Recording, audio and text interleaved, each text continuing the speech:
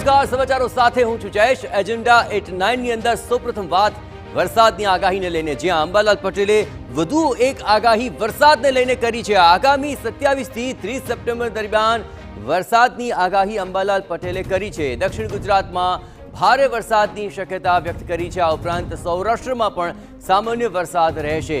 મધ્ય ગુજરાતના કેટલાક ભાગોમાં પણ વરસાદી માહોલ રહેવાની સંભાવના છે। એ ઉપરાંત અમદાવાદ, ગાંધીનગરમાં પણ છૂટો છવાયો વરસાદ પડી શકે છે।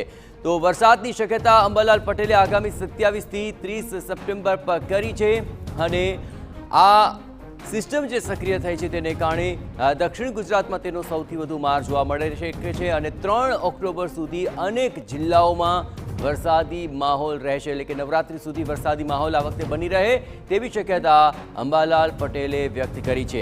વલસાડ, ડાંગ સહિતના વિસ્તારોમાં તો પૂરની સ્થિતિ સર્જાઈ શકે તેવી પણ શક્યતા વ્યક્ત કરી છે।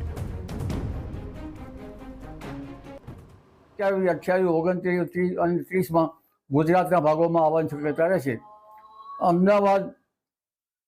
અમદાવાદ અને ગાંધીનગરના ભાગોમાં વરસાદ થવાની શક્યતા રહેશે। મધ્ય ગુજરાતના ભાગોમાં વરસાદ થવાની શક્યતા છે। આમાં કેટલાક ભાગોમાં હળવા ભારે વરસાદ થવાની શક્યતા છે। કેટલાક ભાગમાં તેજ વરસાદ ઝાપટા પડવાની શક્યતા રહેશે।